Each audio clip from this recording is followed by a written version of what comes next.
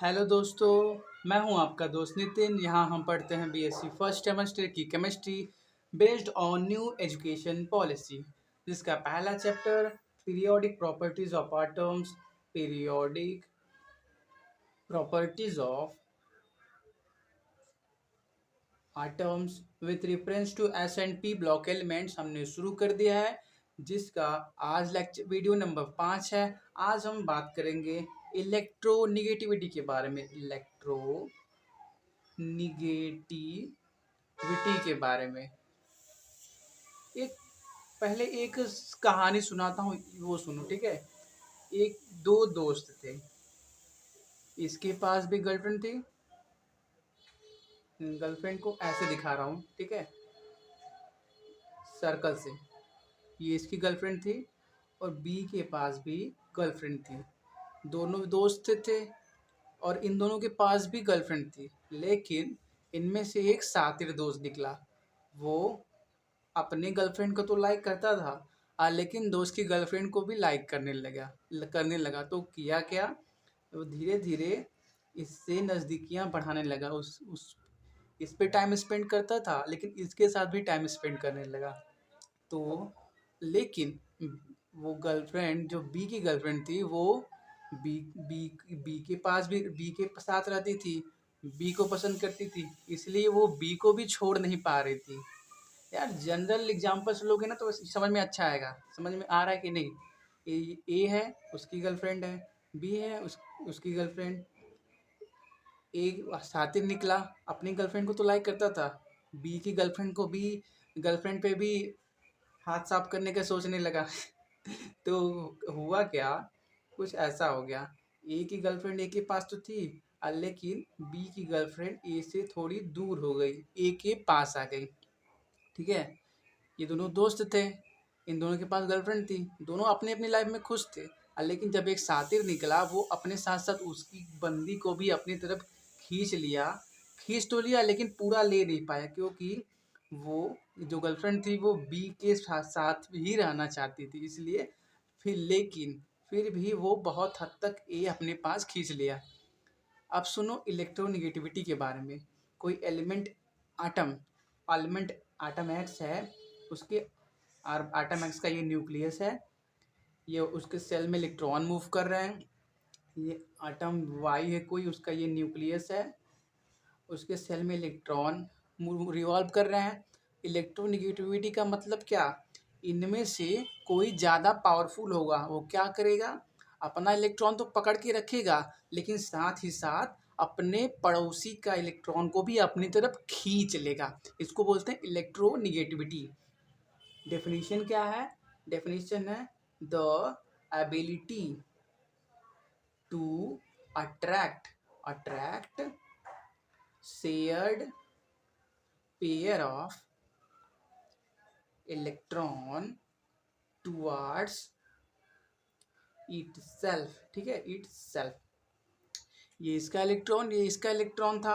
ये दोनों in a chemical compound, in a chemical compound, ठीक है, कंपाउंड। ये एक्स का इलेक्ट्रॉन था, ये वाई का इलेक्ट्रॉन था। इन्होंने जब केमिकल कंपाउंड बनाया, तो ये एक्स का न्यूक्लियस, ये वाई का न्यूक्लियस। शेयरिंग से ही केमिकल कंपाउंड बनता है, बराबर शेयरिंग से बनता है। लेकिन इनमें से कोई एक शातिर निकला है, या फिर एक, यहाँ पे हम मानते हैं कि एक्स शातिर था, जैसे यहाँ पे ए को माना था। तो वो क्या करेगा, अपने इलेक्ट्रॉन को तो अपने पास रखेगा ही, लेकिन जो वाई का इलेक्ट्रॉन है उसको भी अपनी तरफ खींच लेगा। तो ऐसा कुछ बना देगा। ए का ये न्यूक्लियस, ये उसका इलेक्ट्रॉन मूव कर रहा है, वो तो उसके पास रहेगा ही, लेकिन बी का फिगर कुछ ऐसा कर देगा। बी, जो बी का इलेक्ट्रॉन है उसको अपनी तरफ खींच लेगा।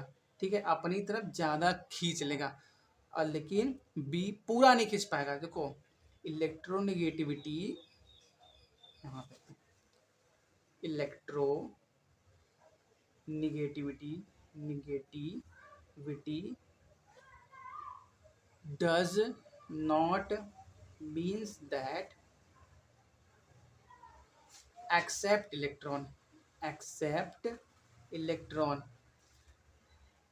ये इसकी बंदी को चाहते थे फिर भी पूरा नहीं ले पाए, क्योंकि इसके पास भी बंदी थी।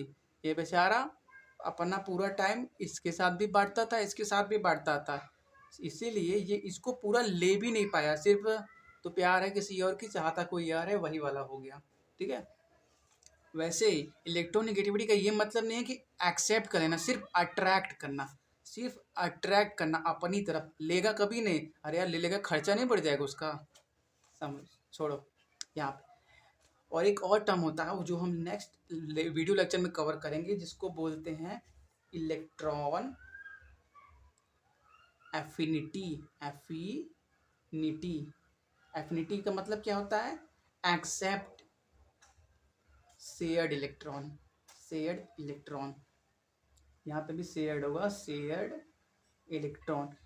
इलेक्ट्रॉन एफिनिटी क्या होता है? चाहत, कि किस आटम का चाहत ज़्यादा है इलेक्ट्रॉन एक्सेप्ट करने का। यही अगर कोई पूछे कि what is the basic difference between electronegativity and electron affinity, तो ये बोलना इलेक्ट्रोनिगेटिविटी का मतलब सिर्फ इलेक्ट्रॉन को अट्रैक्ट करना, the ability of to attract shared pair of electron toward itself, इसको बोलते हैं इलेक्ट्रोनिगेटिविटी। और इलेक्ट्रॉन एफिनिटी का मतलब ability to the ability to accept accept shared pair of electron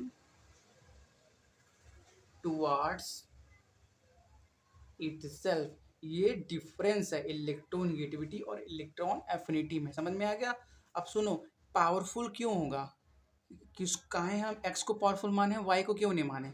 powerful ऐसे हो सकता है कि पावरफुल होने का बहुत रीज़न है। इस वाले एग्जांपल में लो, दोनों दोस्त थे, ए पावरफुल क्यों हो सकता है? ऐसा हो सकता है ए के पास पैसा ज़्यादा हो, बैंक बैलेंस ज़्यादा हो, इसलिए वो ज़्यादा पावरफुल हो।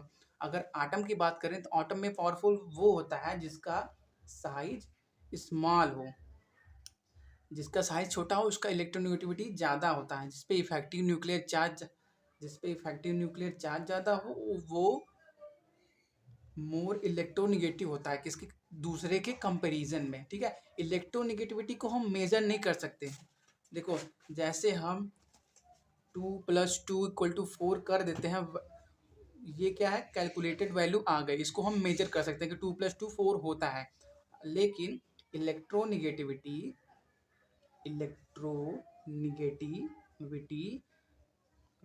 को हम इलेक्ट्रिविटी कांट मेजर, इसको मेजर करने का कोई फिजिकल तरीका है ही नहीं, मेजर कोई मेथड है ही नहीं इसको, कि हम इसको कैलकुलेट करके बता सके कि हाँ इसका वैल्यू इतना होता है। सिर्फ ना एक साइंटिस्ट थे, पॉलिंग। देखो, जिस प्रकार जब कोई डिस्कवरी होता है एलिमेंट का, तो जो साइंटिस्ट उसको डिस्कवर किया होता है वो अपने हिसाब से उसका नाम देता है। ठीक है। जैसे जब कोई बच्चा होता है तो उसके नाम रखने पे पहला हक माता पिता को होता है, वैसे ही पॉलिंग ने ये देखा कि कुछ केमिकल कंपाउंड्स में, जैसे कोई केमिकल कंपाउंड ये XY बना है, इनके बीच जो शेयर्ड इलेक्ट्रॉन बराबर होना चाहिए वो कुछ ऐसा दिख रहा था एक्सपेरिमेंट से, कि यक्स के पास इलेक्ट्रॉन ज़्यादा दिख रहे थे, इलेक्ट्रॉन ज़्यादा झुका हुआ दिख रहा था, वाई के पास कम। तो उन्होंने इस फिनोमिना को समझाया कैसे, कि इस फिनोमिना को इलेक्ट्रो निगेटिविटी का नाम दिया। उन्होंने कहा कि इन दोनों में से कोई एक ज़्यादा इलेक्ट्रोनिगेटिव होगा, जो अपने साथ साथ उस बगल वाले का भी जो शेयर्ड इलेक्ट्रॉन था अपनी तरफ उसको खींच के रखेगा, पकड़ के रखेगा। ठीक है। इसको बोलते हैं इलेक्ट्रोनिगेटिविटी। और इन्होंने फ्लोरीन को जिसका साइज, देखो अगर साइज की बात करें कि पीरियोडिक टेबल में सबसे छोटा साइज किसका होता है, तो हीलियम का होता है। लेकिन इलेक्ट्रोनिगेटिविटी का मतलब क्या था? अट्रैक्ट करना। अट्रैक्ट क्यों करेगा? स्टेबल हो सकता है, स्टेबिलिटी पाने के लिए, हो सकता है ना, यही रीज़न है, स्टेबिलिटी पाने के लिए। अब फ्लोरीन देखो, उसके बाद फ्लोरीन सबसे छोटा है ग्रुप 1 से ग्रुप 17 में, जो कंपाउंड बनाते हैं या फिर डोनेट करके या एक्सेप्ट करके या शेयरिंग करके। ठीक है। और ये नोबल गैसेस है, ये सब नॉन रिएक्टिव है तो इनका बात ही नहीं करेंगे। उसके अलावा जो फ्लोरीन है जिसका साइज सबसे छोटा है, इसको पॉलिंग जो साइंटिस्ट है इन्होंने एक न्यूमेरिकल वैल्यू 4 दिया कि फ्लोरीन का इलेक्ट्रोनेगेटिविटी 4 होगा। और बाकी जितने भी हैं सबका कंपेयर किया जाएगा किसके मुकाबले, फ्लोरीन के मुकाबले, और बाकी जितने भी एलिमेंट हैं सबका कंपेरिजन से आएगा। ठीक है, जैसे अगर क्लास में 10 बच्चे हैं तो अगर कोई एक टेस्ट में कोई 100 मार्क्स के टेस्ट में 90 नंबर पाया, 100 मार्क्स के टेस्ट में 90 नंबर पाया, तो टॉपर कैसे डिसाइड होगा कि जो जो 90 पाया होगा वो पहला होगा, और उसके बाद सेकंड पोजीशन वाला कैसे डिसाइड होगा, जो 90 से नीचे होगा वो क्या होगा, सेकंड पोजीशन वाला। वैसे ही फ्लोरीन को पहला पोजीशन दिया गया कि इसका इलेक्ट्रो फ्लोरीन क्या है, most electro negative element of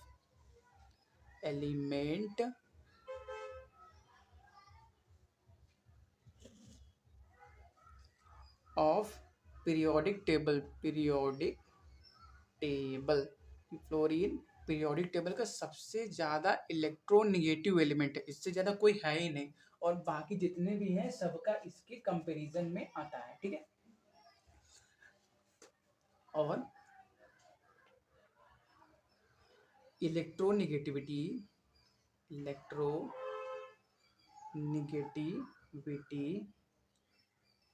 of any element is not constant।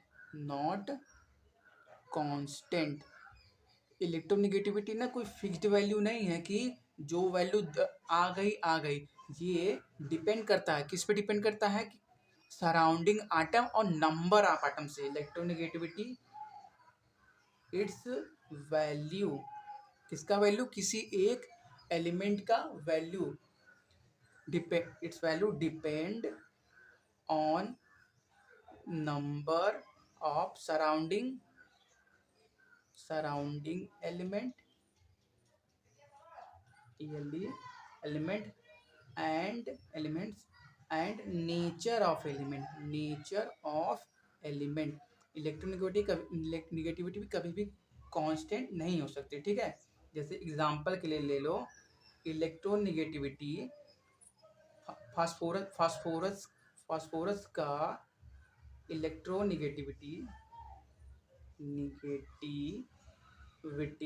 अब देखो इलेक्ट्रोनिगेटिविटी को ऐसे लिखूंगा, ई करके ऐसे, बार बार लिखने में टाइम ज़्यादा जा रहा है। देखो कैपिटल ई है ऊपर माइनस, ये किसी बुक में नहीं मिलेगा, सिर्फ मैं अपने टाइम बचाने के लिए यूज़ करता हूँ। ठीक है, इसको इलेक्ट्रोनिगेटिविटी के लिए अब यूज़ करेंगे।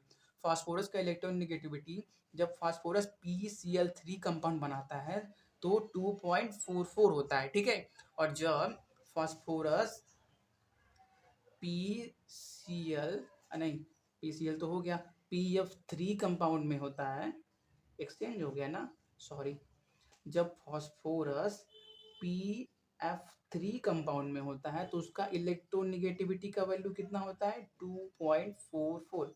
और जब फास्फोरस PCl3 में होता है तो उसका फास्फोरस का इलेक्ट्रोनिगेटिविटी कितना होता है, 2.24। ठीक है, इलेक्ट्रोनिगेटिविटी कभी भी कांस्टेंट नहीं रह सकती, वो डिपेंड करती है नंबर ऑफ एलिमेंट पे और नेचर ऑफ एलिमेंट पे। यहाँ पे देखो कितना था, फ्लोरीन मोस्ट इलेक्ट्रोनिगेटिविटी है, तो फ्लोरीन के कंपैरिजन में फास्फोरस का, और साथ ही फ्लोरीन के 3 आटम है, इसलिए फ्लोरीन के कंपैरिजन में फास्फोरस का इलेक्ट्रोनिगेटिविटी माने इलेक्ट्रॉन को अट्रैक्ट करने की चाहत सिर्फ 2.44 है। PCl3 का स्ट्रक्चर कैसा होगा, P होगा, अरे PF3, ये फ्लोरीन होगा, ये फ्लोरीन होगा, ये फ्लोरीन होगा। जैसे मान लो ये शेयर्ड इलेक्ट्रॉन होंगे, जब ये कंपाउंड बना होगा ऐसा ही होगा ना। लेकिन इसमें से मोर इलेक्ट्रोनिगेटिव कौन है, फास्फोरस मोर निगेटिव है, तो जो इलेक्ट्रॉन है इस ऐसे दिख रहा है इक्वल शेयरिंग, वो हल्का सा इसकी तरफ झुकता हुआ दिख जाएगा, इसकी तरफ झुकता हुआ दिख जाएगा, इसकी तरफ झुकता हुआ दिख जाएगा। इसीलिए फ्लोरीन के कंपैरिजन में फास्फोरस का इलेक्ट्रोनिगेटिविटी सिर्फ 2.44 है। ठीक है, और बात करें जब फास्फोरस के साथ क्लोरीन लगाओ, क्लोरीन और क्लोरीन लगाओ, तो फ्लोरीन का साइज सबसे छोटा, उसके बाद क्लोरीन है, तो क्लोरीन का साइज बड़ा हो गया, इसीलिए उसका इलेक्ट्रोनेगेटिविटी थोड़ा सा कम हो गया। इसको डिटेल में अभी समझा रहा हूँ, अभी सिर्फ देखिए कि down the group electronegativity decrease होती है, ऐसा समझ लीजिए। तो क्लोरीन का इलेक्ट्रोनेगेटिविटी फास्फोरस से तो ज़्यादा है, लेकिन थोड़ा सा कम। कितना? सिर्फ 2.24 का कंपेरिजन में, ठीक है। जब क्लोरीन होगा, क्लोरीन के 3 आटम होंगे, उस टाइम पे फास्फोरस का इलेक्ट्रोनेगेटिविटी 2.24 होगा, ठीक है। अब बात करेंगे factors, factors on which electronegativity depends, ठीक है। इलेक्ट्रोनेगेटिविटी किस किस चीज़ पे डिपेंड करती है? तो इसका पहला है size of atom, size of atom. Size atom में जितना छोटा होगा, छोटा साइज होगा, तो उसका न्यूक्लियस पावरफुल होगा। क्योंकि देखो ये दो कोई आटम है, ये इसका साइज छोटा है, इसका साइज बड़ा है, इसके ऑर्बिट्स में सब इलेक्ट्रॉन रिवॉल्व कर रहे हैं। अगर इसका साइज छोटा होगा तो ये अपने इलेक्ट्रॉन को तो होल्ड करेगा ही, लेकिन इसके इलेक्ट्रॉन को भी हल्का सा खींचने लगेगा। क्यों? क्योंकि इसके ऊपर पॉजिटिव चार्ज, इसके ऊपर निगेटिव चार्ज, तो क्या करेगा ये, इस बड़े वाले आटम के इलेक्ट्रॉन को थोड़ा सा अपनी तरफ शिफ्ट कर लेगा। तो फिगर कुछ ऐसा बन जाएगा, ये प्लस छोटे वाला, बड़ा वाला कुछ ऐसा दिखने लगेगा, ठीक है। साइज जितना छोटा, साइज स्मॉल, तो इलेक्ट्रोनेगेटिविटी उतना हाई, ठीक है।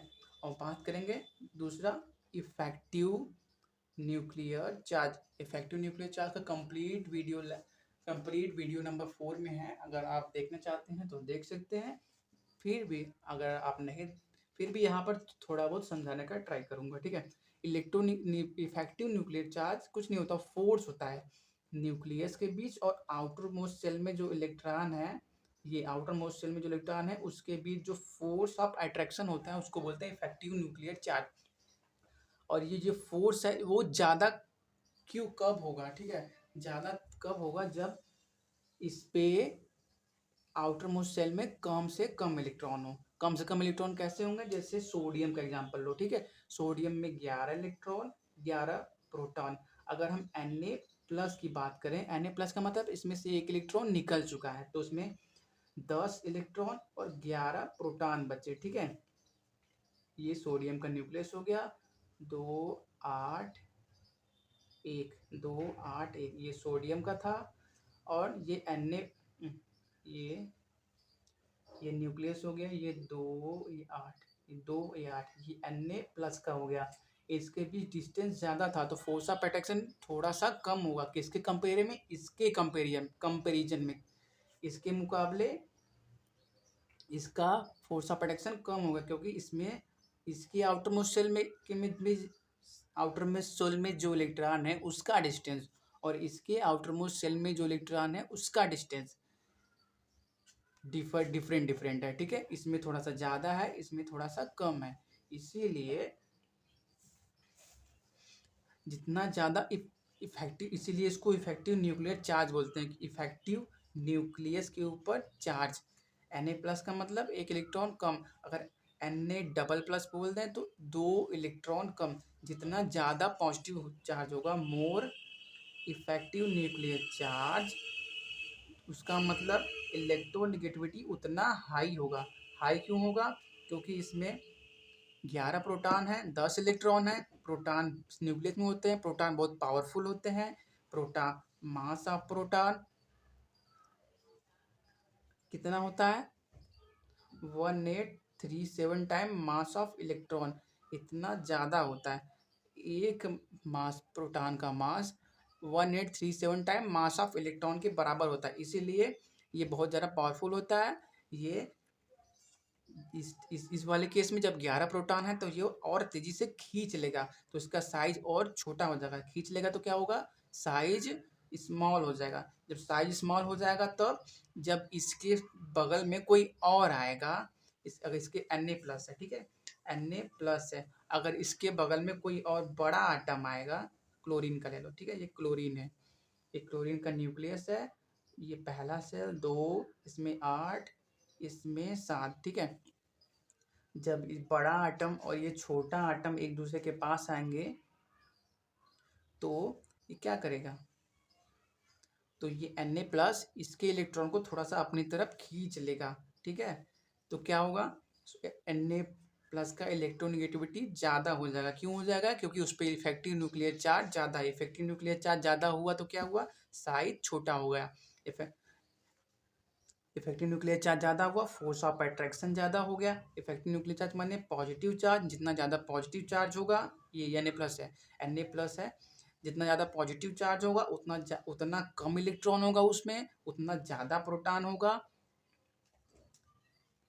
हमेशा इलेक्ट्रॉन, सुनो, हमेशा इलेक्ट्रॉन को निकाल सकते हैं, प्रोटॉन को नहीं, क्योंकि प्रोटॉन न्यूक्लियस के अंदर होता है और इलेक्ट्रॉन सेल में रिवॉल्व करते हैं, ठीक है। जितना ज़्यादा electronegative charge, effective nuclear charge, उतना ज़्यादा हाई इलेक्ट्रोनेगेटिविटी, साइज स्मॉल होता है, साइज स्मॉल हो जाएगा, फोर्स ऑफ अट्रैक्शन ज़्यादा हो जाएगा, उसकी वजह से साइज स्मॉल। तो Na+ और Cl- है, तो फिगर कुछ ऐसा बन जाएगा, Na+ का ऐसे ही रहेगा, लेकिन Cl- का ये जो आउटर मोस्ट सेल वाला इलेक्ट्रॉन सब घूम रहे थे वो कुछ ऐसे हो जाएंगे, थोड़ा सा क्लोरीन सोडियम के पास ज़्यादा शिफ्ट हो जाएंगे। इसको बोलते हैं इफेक्टिव न्यूक्लियर चार्ज की वजह से इलेक्ट्रोनेगेटिविटी पे अफेक्ट, ठीक है। जितना ज़्यादा होगा उतना ज़्यादा होगा इफेक्टिव न्यूक्लियर चार्ज, जितना ज़्यादा होगा उतना ज़्यादा होगा इलेक्ट्रोनेगेटिविटी। अब थर्ड की बात करें तो ऑक्सीडेशन स्टेट, ठीक है। जैसे आपको मालूम है आयरन अपने दो ऑक्सीडेशन स्टेट में फाउंड होता है नेचर में, एक +2 फॉर्म में और एक +3 फॉर्म में। +2 फॉर्म का मतलब इसमें से 2 इलेक्ट्रॉन निकला होगा, +3 फॉर्म का मतलब इसमें से 3 इलेक्ट्रॉन निकला होगा, निकाला गया होगा या निकला होगा। अगर ऐसे एग्जांपल में हम देख लें, अगर Na+ है तो इसमें से 1 इलेक्ट्रॉन निकला होगा, अगर Na++ है तो इसमें से 2 इलेक्ट्रॉन निकला होगा, ऐसे ऐसे वैसे। या फिर 2+ है तो इसका मतलब इसमें आयरन का एटॉमिक नंबर 26 प्रोटॉन होंगे और 24 इलेक्ट्रॉन होंगे। देखो न्यूट्रल स्टेट में जब Fe सिर्फ ऐसे है तो उस टाइम पे, Fe जब ऐसे है तो उस टाइम पे इसमें 26 इलेक्ट्रॉन है और 26 प्रोटॉन है। लेकिन जब Fe2+ स्टेट में है तो उसमें 26 प्रोटॉन है, 24 इलेक्ट्रॉन है। और Fe+3 की स्टेट में इसमें 26 प्रोटॉन है और 23 इलेक्ट्रॉन है। तो जितना ज़्यादा ऑक्सीडेशन स्टेट होगा, ऑक्सीडेशन स्टेट का मतलब effective nuclear charge, oxidation state high होगा तो इफेक्टिव न्यूक्लियर चार्ज हाई हो जाएगा, फोर्स ऑफ अट्रैक्शन हाई हो जाएगा, फोर्स ऑफ अट्रैक्शन हाई हो जाएगा तो फिर क्या होगा, साइज डिक्रीज हो जाएगा। 26 प्रोटॉन है, 23 इलेक्ट्रॉन है, तो प्रोटॉन पावरफुल है लेकिन इलेक्ट्रॉन बराबर नहीं, कम है तो क्या होगा, प्रोटॉन और अपनी पास खींच लेगा इलेक्ट्रॉन को, ठीक है। साइज कम हो जाएगा, इसीलिए साइज कम हो जाएगा तो Fe3+ का इलेक्ट्रोनेगेटिविटी Fe2+ के कंपैरिजन में हाई हो जाएगा, इलेक्ट्रोनेगेटिविटी हाई Fe3+ का Fe2+ के कंपैरिजन में, ठीक है। Fe+3 का इलेक्ट्रोनेगेटिव वैल्यू जो होता है वो होता है 1.96। अगर एक्सपेरिमेंटल तो होता नहीं है, लेकिन जब कंपाउंड में जब ये बॉन्ड होता है तो उसका इलेक्ट्रोनेगेटिविटी का वैल्यू 1.96 होता है और Fe2+ का 1.83 होता है, ठीक है। अब बात करेंगे, अब अब बात करेंगे वेरिएशन की। हाँ, अब बात करेंगे variation of electronegativity in a period and group. Factors में हमने क्या क्या पढ़ा कि इलेक्ट्रोनेगेटिविटी किन किन चीज़ों पे डिपेंड करता है, इफेक्टिव न्यूक्लियर चार्ज पे डिपेंड करता है, साइज पे डिपेंड करता है, ऑक्सीडेशन स्टेट पे डिपेंड करता है, और भी चीज़ें हैं, लेकिन ये 3 से ही हम बहुत से केसेस का सॉल्यूशन निकाल सकते हैं, ठीक है। इफेक्टिव न्यूक्लियर चार्ज जितना ज़्यादा होगा इलेक्ट्रोनेगेटिविटी उतना ज़्यादा होगा, साइज जितना छोटा होगा इलेक्ट्रोनेगेटिविटी ज़्यादा होगा, ऑक्सीडेशन स्टेट जितना ज़्यादा होगा ऑक्सीडेशन स्टेट जितना ज़्यादा होगा इलेक्ट्रोनेगेटिविटी उतना ज़्यादा होगा, ठीक है। अब बात करेंगे वेरिएशन की। देखो लेफ्ट से राइट आने में, लेफ्ट से राइट क्या होता है, पीरियड, लेफ्ट से लेफ्ट से राइट आएंगे तो क्या होता है, साइज घटता है, साइज डिक्रीज होता है। क्यों घटता है, क्योंकि इफेक्टिव न्यूक्लियर चार्ज बढ़ने लगता है। क्यों बढ़ता है, देखो ये लिथियम है, लिथियम एटॉमिक नंबर कितना 3, कितने शेल होंगे, 2 शेल। Li बना दिया, इसका मतलब उसका न्यूक्लियस, ठीक है, ये न्यूक्लियस है उसका। ये लिथियम है, पहले से atomic number 3, atomic number lithium, lithium का एटॉमिक नंबर 3, पहले शेल में 2 इलेक्ट्रॉन, दूसरे शेल में 1 इलेक्ट्रॉन। देखो सेकंड पीरियड में लिथियम है, और आगे बढ़े तो कौन है, बोरान है, कार्बन, नाइट्रोजन, ऑक्सीजन, फ्लोरीन, ये सब है। कोई कोई एक उठा लो, कार्बन उठा लो। कार्बन एटॉमिक नंबर कितना 6, तो एक कार्बन का न्यूक्लियस, ये पहला सेल, दूसरा सेल, पहले सेल में कितने इलेक्ट्रॉन, 2 इलेक्ट्रॉन, दूसरे सेल में कितने, 4 इलेक्ट्रॉन। देखो लेफ्ट से राइट आने में सेल कांस्टेंट है, ठीक है, सेल कांस्टेंट है। और शिल्डिंग इफेक्ट, शिल्डिंग इफेक्ट क्या होता है, इलेक्ट्रॉन इलेक्ट्रॉन के बीच के रिपल्सन को क्या बोलते हैं, shielding effect. Electron electron repulsion, electron ripple क्यों करते हैं, क्योंकि उन पे सेम चार्ज होता है, ठीक है। तो जो अंदर वाले सेल वाले इलेक्ट्रॉन बाहर वाले सेल के इलेक्ट्रॉन को जो रिपल करते हैं उसको क्या बोलते हैं, शील्डिंग या स्क्रीनिंग इफेक्ट। जब लेफ्ट से राइट आते हैं तो शील्डिंग इफेक्ट कांस्टेंट रहता है। कांस्टेंट क्यों रहता है, क्योंकि नंबर ऑफ सेल कांस्टेंट है। अंदर वाले से अंदर जितना ज़्यादा सेल होगा उतना वो ज़्यादा दूर भेजेंगे इनको, आउटर वाले इलेक्ट्रॉन को। इसमें सिर्फ एक ही सेल है और 2 इलेक्ट्रॉन है, तो ये कम भेजेंगे। अगर सोडियम की बात करें, सोडियम में कितना होता है, ये सोडियम का न्यूक्लियस 2 8 1 1 2 8 2 8 1, ठीक है। आउटर मोस्ट शेल में 1 इलेक्ट्रॉन, अब इसके अंदर 2 सेल हैं और 10 इलेक्ट्रॉन होते हैं, और ज़्यादा फोर्स से आप उसको दूर फेंकेंगे। इसको बोलते हैं screening effect, repulsion force, outermost shell और इनर सेल का, ठीक है, between inner shell and outer shell. और तो यह इसमें देखिए लेफ्ट से राइट आने में स्क्रीनिंग इफेक्ट कांस्टेंट है और इफेक्टिव न्यूक्लियर चार्ज बढ़ता है। इफेक्टिव न्यूक्लियर चार्ज क्यों बढ़ता है, इफेक्टिव न्यूक्लियर चार्ज मतलब फोर्स किसके बीच, न्यूक्लियस और आउटर मोस्ट सेल के इलेक्ट्रॉन के बीच। जब लिथियम की बात करें तो 2 ही सेल थे, 2 और 1 इलेक्ट्रॉन। और इसमें क्या है, कार्बन में भी 2 ही शेल हैं, लेकिन इसमें 2 इलेक्ट्रॉन पहले शेल में, दूसरे शेल में 4 इलेक्ट्रॉन। जब इसमें 6 इलेक्ट्रॉन हैं तो न्यूक्लियस में 6 प्रोटॉन भी तो होंगे। जब न्यूट्रल स्टेट की बात करते हैं, जब कंपाउंड अकेला होता है तो उस टाइम पे number of electron equal to number of proton होता है। ये तो बात सभी जानते हैं ना, number of electron equal to number of proton जब न्यूट्रल स्टेट में होता है, किसी के साथ बाउंडेड नहीं होता। तो इस टाइम पे लिथियम के आउटर मोस्ट शेल में 1 electron, total 3 electron, 3 electron 3 proton. Carbon में 6 इलेक्ट्रॉन 6 प्रोटॉन, तो ये और ज़्यादा पावरफुल होगा जब न्यूक्लियस पावरफुल है। पावरफुल क्यों है, क्योंकि प्रोटॉन, न्यूक्लियस में क्या है, प्रोटॉन, और प्रोटॉन का मास कितना बताया था, 1837 टाइम मास ऑफ इलेक्ट्रॉन। मास जितना, जिसका जितना ज़्यादा होगा वो खींच लेगा। अरे यार, 2 बॉडी बिल्डर अगर लड़ेंगे तो जो पावरफुल होगा वही ना जीतेगा। ये दोनों लड़ेंगे तो जो पावरफुल होगा वही ना खींचेगा, खींच लेगा तो अपने और पास कर लेगा। क्वेश्चन ये ऐसा कोई क्वेश्चन नहीं आना चाहिए कि खींच लेगा तो अपने अंदर क्यों नहीं कर लिया और ख़त्म क्यों नहीं होगा। अगर ऐसा क्वेश्चन आता होगा आपके दिमाग में तो आप 1 नंबर के कुछ नहीं है, आपका थोड़ा सा कॉन्सेप्ट खराब है। क्योंकि अगर आपके अंदर खींच लेगा तो ना आप होते ना हम होते। जब आटम रहेगा ही नहीं तो कुछ बनेगा कैसे। देखो जब प्रोटॉन है और क्वेश्चन आना चाहिए कि मास इतना डिफरेंस है तो अपने अंदर क्यों नहीं खींच लिया। तो होता ऐसा है, ये जो न्यूक्लियस है जब ये इलेक्ट्रॉन को अपनी तरफ खींचता है ना, तो खींचने की जो फोर्स है उसको इलेक्ट्रॉन घूमने में यूज कर लेता है, इलेक्ट्रॉन घूमने में यूज कर लेता है। ऐसा कॉन्सेप्ट सिर्फ दिया गया है, ठीक है।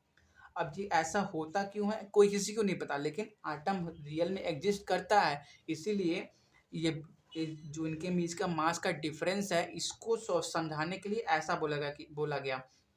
देखो एग्जांपल ले लो, सन है, सन इतना बड़ा और अर्थ है, सन है अर्थ है, अर्थ इतना छोटा, तो बोल होना चाहिए ना कि ग्रेविटेशनल फोर्स से और अर्थ सन के अंदर क्यों नहीं चला गया? सन खींच तो रहा होगा, अर्थ भी खींच रहा होगा क्योंकि ग्रेविटेशनल फोर्स दोनों पे लगता है, लेकिन सन भी खींच रहा होगा। तो जो सन का फोर्स ज़्यादा होगा तो क्वेश्चन आना चाहिए कि अर्थ सन के अंदर क्यों नहीं चला गया, जल क्यों नहीं गया? तो होता ऐसा है, जो सन खींचता है जिस फोर्स से, उस फोर्स को अर्थ यूज कर लेता है घूमने के फॉर्म में। ये जो घूमने वाला फोर्स होता है इसको बोलते हैं सेंट्रीपीटल फोर्स। जो फोर्स, जिस फोर्स ऑफ अट्रैक्शन से सन अर्थ को अपनी तरफ खींच रहा था, जिस फोर्स ऑफ अट्रैक्शन से प्रोटॉन इलेक्ट्रॉन को खींच रहा था, उस फोर्स को इलेक्ट्रॉन कन्वर्ट कर लेता है रिवॉल्व करने वाले एनर्जी में। उसको बोलते हैं सेंट्रीपीटल फोर्स। सेंट्रीपीटल फोर्स में कन्वर्ट कर लेता है, ठीक है। इसीलिए ये तो बात हो गई इसकी। यहाँ पे आओ, इसमें 6 इलेक्ट्रॉन 6 प्रोटॉन है, इसका न्यूक्लियस पावरफुल है, इसलिए साइज कम हो जाएगा। साइज कम हो जाएगा, रीजन समझ में आ गया। मास इतना ज़्यादा है और अपने पास खींच लेगा, पास तो खींच लेगा लेकिन पूरा नहीं खींच पाएगा, थोड़ा सा दूर आके वो रिवॉल्व करने लगेगा। इसी वजह से लेफ्ट से राइट आने में साइज घटने लगती है, इफेक्टिव न्यूक्लियर चार्ज बढ़ने लगता है। इसीलिए इलेक्ट्रोनिगेटिविटी इलेक्ट्रोनिगेटिविटी इलेक्ट्रोनिगेटिविटी लेफ्ट से राइट आने में क्या होती है? इंक्रीज होने लगती है। इंक्रीज क्यों होने लगती है समझ में आ गया। साइज बढ़ती है, electronegativity size decreases, effective nuclear charge increases. ये दो रीजन है जिनकी वजह से इलेक्ट्रोनिगेटिविटी लेफ्ट से राइट आने में इंक्रीज होने लगती है, ठीक है। और दूसरा बात करेंगे जब टॉप से बॉटम आएंगे पीरियड में। पीरियड में कहाँ आते हैं? टॉप से बॉटम, ये है पीरियड। जब ऊपर से नीचे की तरफ आते हैं उसको क्या बोलते हैं? पीरियड। जब टॉप से बॉटम आएंगे, जैसे ले लो सोडियम का एग्जांपल ले लो और पोटेशियम का एग्जांपल ले लो। लिथियम का तो ले चुके हैं, उसको छोड़ दो। इसका एटॉमिक नंबर 11, इसका 19। सोडियम का न्यूक्लियस, पहला सेल, दूसरा सेल, तीसरा सेल। पहले सेल में 2 इलेक्ट्रॉन, दूसरे में 8, तीसरे में 1, 11 इलेक्ट्रॉन। पोटेशियम का ये न्यूक्लियस 2, ये न्यूक्लियस पूरा है। पहले सेल में 2 इलेक्ट्रॉन, दूसरे में 8 इलेक्ट्रॉन, तीसरे में 8 इलेक्ट्रॉन, चौथे में 1 इलेक्ट्रॉन। क्योंकि पोटेशियम चौथे पीरियड का एलिमेंट है, उसमें कितने सेल होंगे? 1 2 3 4 सेल होंगे। सोडियम तीसरे पीरियड का एलिमेंट है, तो कितने पीरियड सेल होंगे? 1 2 3 सेल होंगे, ठीक है। जब टॉप से बॉटम आएंगे, जब ऊपर से नीचे आएंगे तो क्या होगा? इफेक्टिव न्यूक्लियर चार्ज क्या होगा? डिक्रीज होगा। क्यों डिक्रीज होगा? क्योंकि क्वेश्चन आना चाहिए कि इसमें 11 इलेक्ट्रॉन 11 प्रोटॉन थे, 11 इलेक्ट्रॉन 11 प्रोटॉन, और इसमें 19 इलेक्ट्रॉन 19 प्रोटॉन। तो क्वेश्चन आना चाहिए कि जब प्रोटॉन बढ़ा है तो इफेक्टिव न्यूक्लियर चार्ज भी तो बढ़ा होगा। लेकिन इफेक्टिव न्यूक्लियर चार्ज बढ़ा होगा, लेकिन आपको यहाँ पे क्या समझाया था? एक कांस्टेंट होता है स्क्रीनिंग इफेक्ट। स्क्रीनिंग इफेक्ट का मतलब इनर सेल में इनर सेल और आउटर मोस्ट सेल के बीच का रिपल्सन। इस वाले केस में क्या था? इसमें सिर्फ 2, अंदर क्या है? सिर्फ 2 सेल हैं और 10 इलेक्ट्रॉन हैं।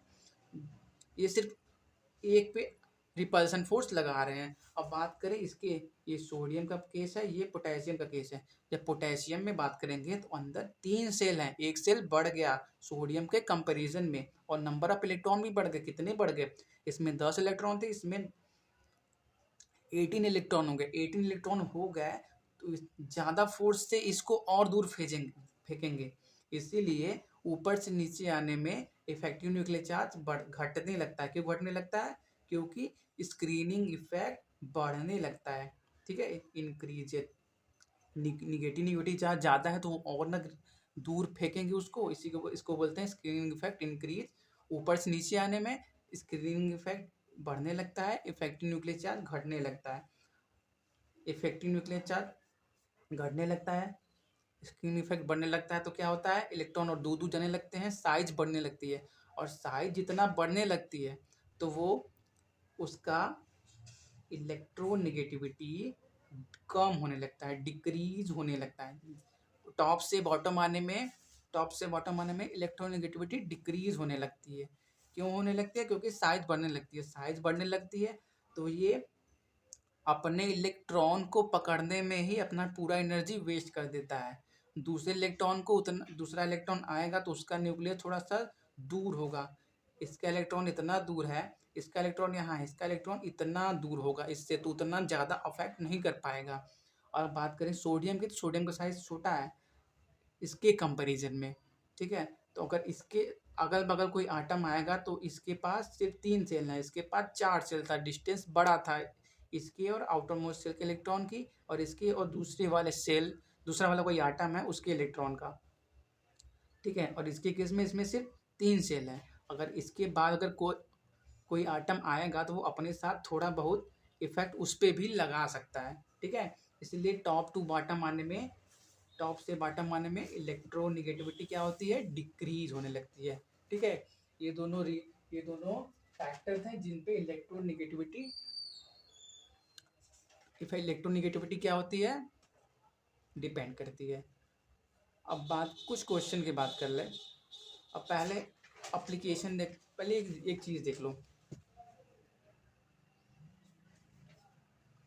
ऊपर से नीचे आओगे तो क्या होता है, मेटालिक कैरेक्टर बढ़ता है, ठीक है। मेटालिक कैरेक्टर क्यों बढ़ता है, क्योंकि metallic character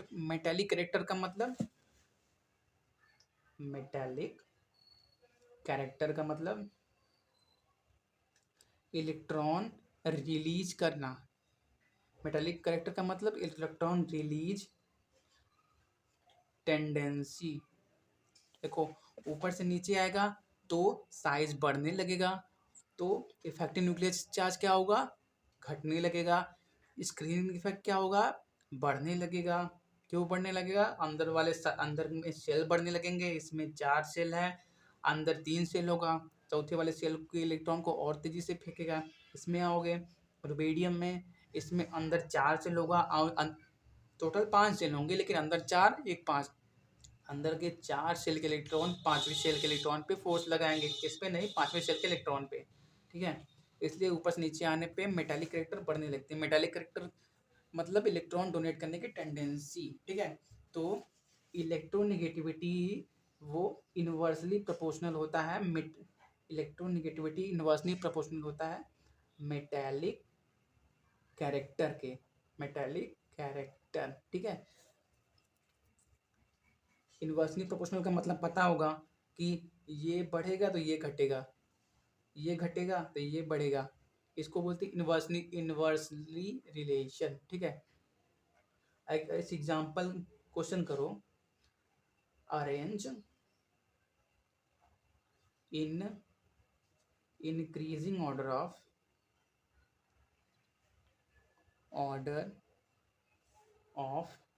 metallic character option है।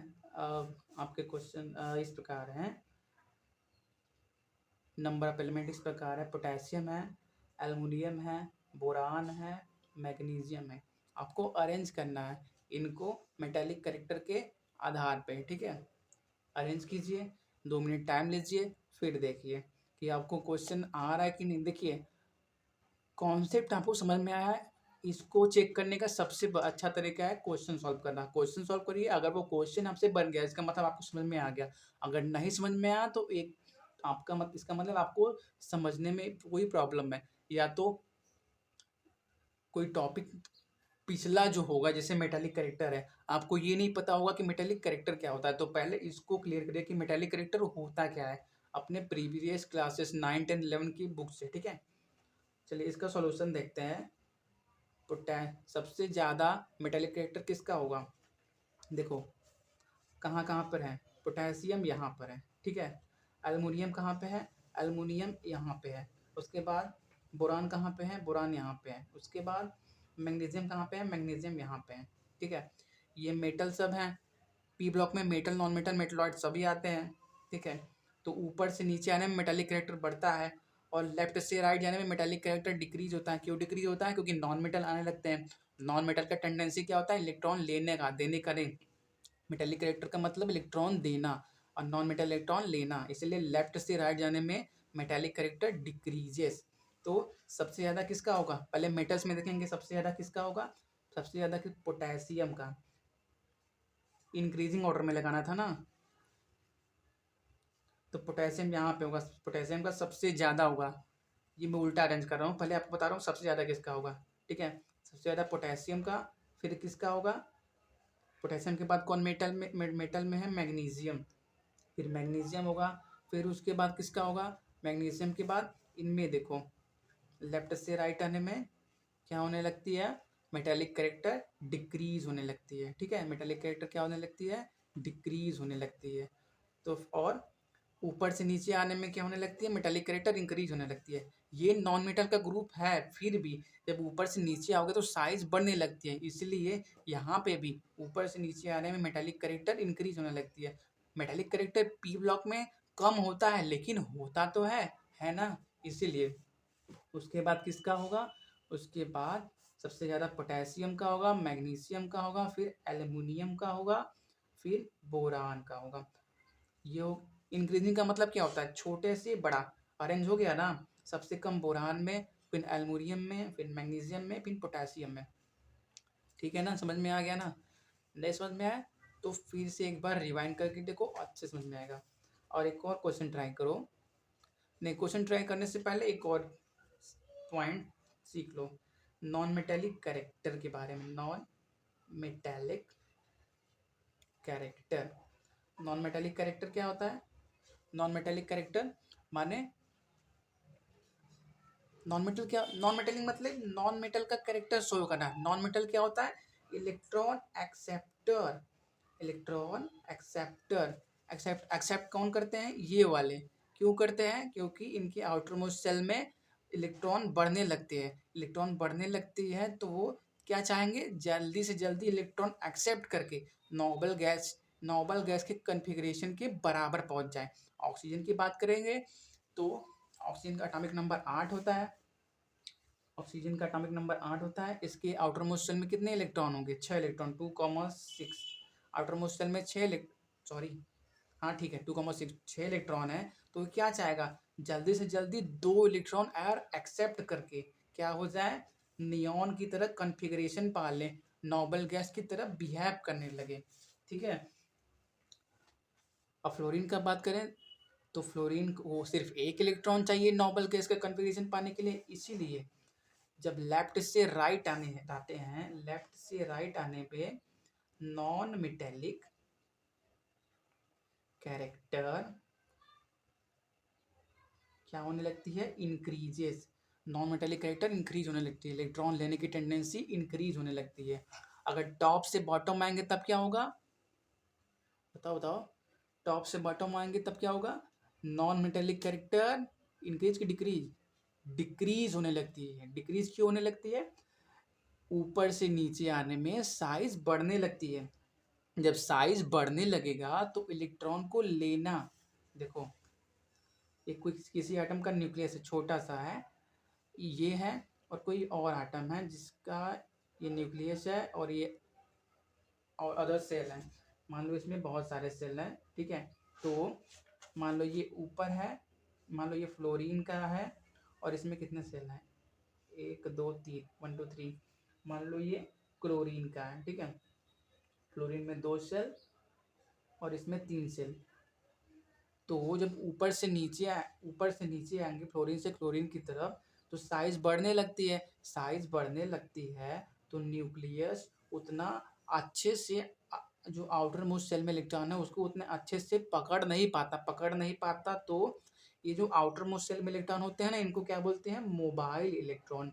मोबाइल इलेक्ट्रॉन माने कहीं भी ये कुछ देखेंगे ना, कोई केमिकल रिएक्शन होते हुए सबसे पहले यही भागते हैं, इसीलिए ऊपर से नीचे आने में नॉन मेटेलिक कैरेक्टर घटने लगती है। नॉन मेटेलिक कैरेक्टर क्या होता है, नॉन मेटेलिक कैरेक्टर क्या होता है, इलेक्ट्रॉन एक्सेप्ट करना। लेकिन जब साइज बढ़ने लगती है तो एक्सेप्ट करने की टेंडेंसी कम होने लगती है। साइज जितना छोटा होगा एक्सेप्ट उतनी अच्छे से करेगा। साइज छोटा है, कहीं से भी कोई इलेक्ट्रॉन है तुरंत पकड़ के खींच लेगा। साइज बड़ा है तो कोई आया तो क्या बोलेगा, आने दो, उतना में कोई और खींच लेगा। और इसके पास आया, आजा, तुरंत खींच लेगा। और क्लोरीन का साइज बड़ा है, उतने अच्छे से नहीं खींच पाएगा, ठीक है। इसीलिए टॉप से बॉटम आने में नॉन मेटेलिक कैरेक्टर डिक्रीजेस। ठीक है, एक क्वेश्चन करो। ठीक है, क्वेश्चन क्या है? Arrange in increasing order of non metallic character. Option है नाइट्रोजन, कार्बन, बोरान, सिलिकॉन और फास्फोरस। इनको इंक्रीजिंग ऑर्डर ऑफ, छोटे से बड़ा, सबसे ज्यादा कम नॉन मेटेलिक कैरेक्टर किसमें होगा, वहां से सबसे ज्यादा नॉन मेटेलिक कैरेक्टर किसमें होगा, वहां तक अरेंज करो। हो गया? चलो सॉल्यूशन देखो। सबसे देखो, इसमें देखो, इस वाले में, इसमें, हाँ, नाइट्रोजन कहाँ पे है? यहाँ पे है। कार्बन कहाँ पे है? यहाँ पे।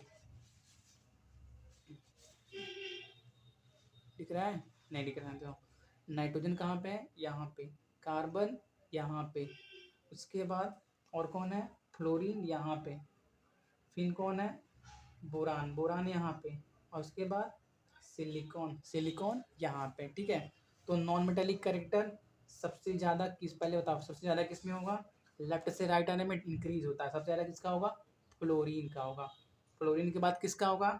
और इधर आओ, नाइट्रोजन का होगा। उसके बाद किसका होगा? और इधर आओ, कार्बन का होगा। कार्बन के बाद किसका होगा? बोरान का होगा। बोरान के बाद सिलिकॉन का होगा। क्वेश्चन ऐसा आ सकता है कि सिलिकॉन तो बोरान के आगे वाले पीरियड में, तो उसका क्यों नहीं हुआ? लेकिन दूसरा रीज़न ये है कि ऊपर से नीचे आओगे तो नॉन मेटेलिक कैरेक्टर डिक्रीज होने लगती है। क्योंकि इसका साइज बड़ा है, तो जो ट्रेंड होगा वो ऐसा होगा, सबसे कम सिलिकॉन में, फिर बोरान में, फिर कार्बन में, फिर नाइट्रोजन में, फिर फ्लोरीन में। ठीक है, ये होगा ऑर्डर, जिसमें इंक्रीजिंग, छोटे से बड़ा, सबसे कम सिलिकॉन में। क्यों हुआ, समझ में आ गया? अब इलेक्ट्रोनिगेटिविटी मेजर करने का कुछ मेथड दिया गया साइंटिस्ट के द्वारा, जो जिसमें हम सिर्फ एक पढ़ेंगे, पॉलिंग स्केल और एक और है मुलिकन का स्केल, मुलिकन स्केल।